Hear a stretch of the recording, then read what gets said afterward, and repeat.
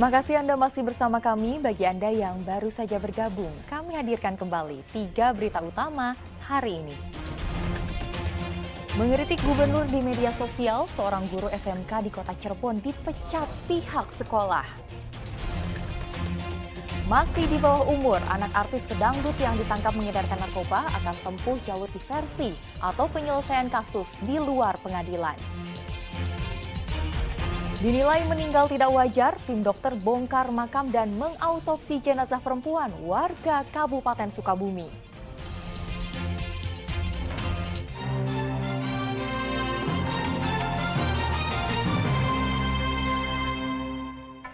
Kita ke informasi selanjutnya.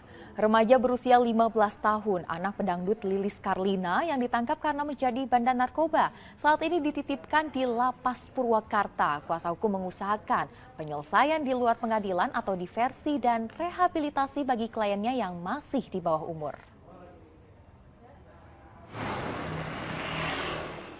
Tertangkapnya anak pedangdut Lilis Karlina yang baru berusia 15 tahun karena mengedarkan obat-obatan terlarang membuat warga Kampung Mulyasari, Desa Ciwareng, Kecamatan Babakan Cikau, Kabupaten Purwakarta kaget. Tetangga mengaku tidak mengenal anak sang artis karena tidak pernah berinteraksi langsung. Sang anak selalu menggunakan mobil jika keluar masuk rumah.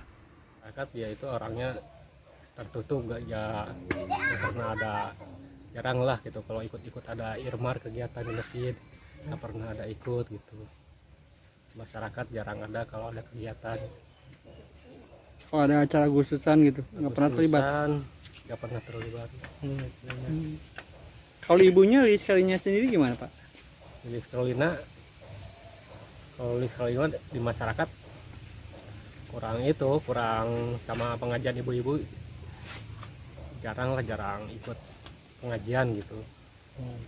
Tapi suka ikut membantu nggak Pak kalau ada acara-acara gitu? Kalau ada acara suka ada kegiatan ke masyarakat.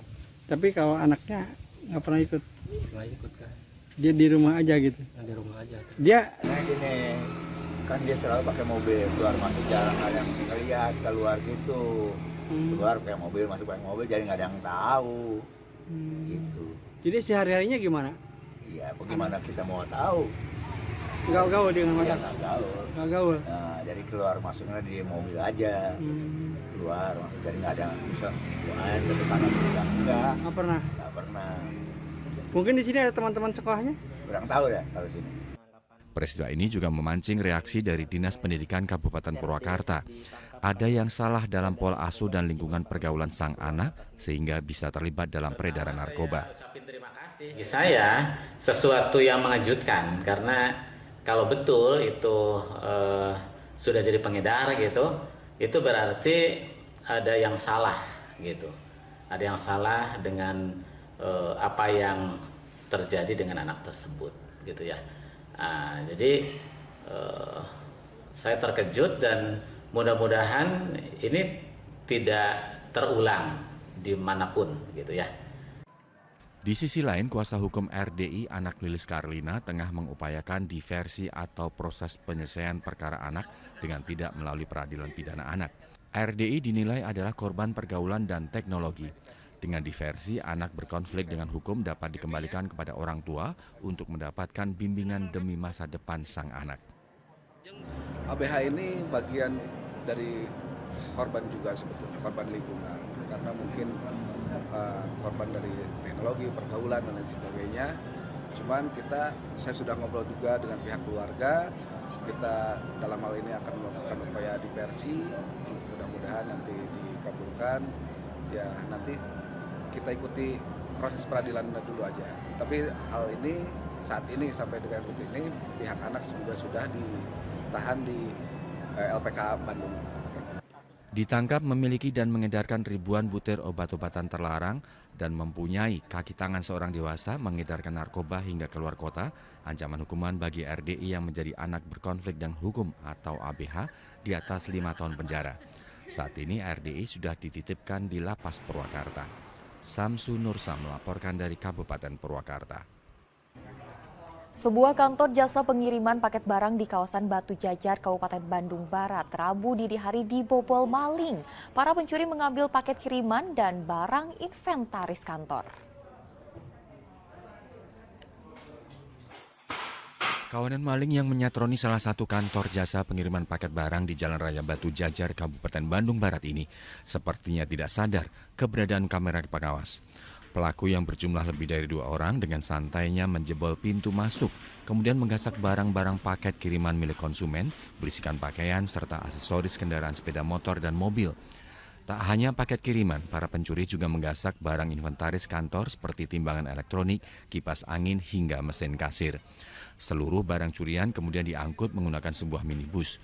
Warga sekitar dan pengguna jalan tak ada yang curiga. Hanya dalam waktu 5 menit mereka menggondol barang-barang dengan nilai lebih dari 10 juta rupiah. Pencurian terjadi sekitar pukul 3 dini hari saat kantor dalam kondisi kosong. Awalnya ketika saya datang ke outlet jam 9, kalau lihat di CCTV sih kejadiannya jam 3 pagi. Tapi baru ketahuan sama saya pas saya datang ke outlet sekitar jam 9-an. Itu para pelaku itu masuk ke sini gimana masuknya? Itu mereka ngebobol 3 gembok sama 1 pintu folding gate. Nah, dari CCTV sendiri jumlah para pelaku sendiri berapa orang? Kalau dilihat dari CCTV itu kelihatannya 3 orang. 3 orang. Ya, kan? Karyawan perusahaan jasa pengiriman barang baru mengetahui kantornya dibobol maling pada pagi hari saat akan membuka kantor sekitar pukul 9 pagi. Mereka menemukan pintu masuk sudah rusak. Berbekal rekaman kamera pemantau, anggota Polsek Batu Jajar kini tengah memburu para pencuri yang wajahnya terlihat jelas tanpa penutup kepala. Muhammad Abbas melaporkan dari Kabupaten Bandung Barat. Tim dokter membongkar makam dan mengautopsi jenazah Erna, perempuan warga Kabupaten Sukabumi yang meninggal tanggal 10 Maret lalu. Autopsi ini dilakukan karena diduga korban meninggal tidak wajar. Meninggalnya Erna, seorang perempuan berusia 41 tahun warga desa Cijengkol, Kecamatan Caringin, Kabupaten Sukabumi, pada tanggal 10 Maret lalu menimbulkan kecurigaan keluarga. Apalagi korban sedianya akan menikah kembali hari Minggu 19 Maret mendatang. Korban kini sudah dimakamkan di TPU Cibung Bulang. Sebelum meninggal dunia, korban hendak menjenguk anaknya di daerah Cicurug, Kabupaten Sukabumi dan berangkat pada Kamis siang 9 Maret. Namun keluarga mendapat kabar Erna ditemukan meninggal dunia dalam posisi terduduk dan kerudung terbuka serta rambut acak-acakan di sebuah tempat nongkrong anak muda pada hari Jumat. Keluarga korban semakin curiga karena saat dimandikan ada luka lebam di bagian leher. Meski korban tetap dimakamkan, keluarga melaporkan kecurigaan atas kejanggalan yang ditemukan kepada polisi. Jadi langsung dimakamkan, pas sudah dimakamkan baru ada cerita meninggalnya di pos gitu kan. Dari situ ada kejanggalan-kejanggalan, otomatis kan keluarga juga penasaran gitu kan. Pada Rabu siang, makam korban dibongkar untuk autopsi. Polisi juga sudah memeriksa sejumlah saksi termasuk yang memandikan jenazah. Karena meninggalnya tidak diketahui oleh keluarga, tahu-tahu sudah di tempat dekat rumahnya. Ya, tindakan kepolisian sendiri dan sampai saat ini seperti apa? Tindakan kepolisian semua masih taraf penyelidikan. Kita nunggu hasil panduan dari nanti hasil otopsi. Setelah kita mendapatkan hasil otopsi dari keterangan dokter, baru kita mengambil langkah-langkah selanjutnya. Ya. Tim dokter forensik Rumah Sakit Umum Daerah R. Samsudin yang melakukan autopsi menyatakan kondisi jenazah korban yang sudah membusuk menyulitkan tim dokter. Dari pemeriksaan awal tak ada luka yang menganga atau bekas hantaman benda tajam atau tumpul yang ditemukan. Dokter akan membawa contoh organ tubuh untuk diperiksa di laboratorium di Kota Bandung. Kita lakukan otopsi, kita periksa semua organ dalamnya, bagian-bagian terutama adalah organ yang utama yaitu jantung, paru, hati, itu kita ambil sampel untuk melihat ada atau tidak kelainan dalam hal ini, ada atau tidak penyakit. Almarhum Erna diketahui memiliki 4 orang anak dari suaminya terdahulu yang sudah meninggal dunia. Korban pun sudah memiliki menantu. Asep Didi melaporkan dari Kabupaten Sukabumi.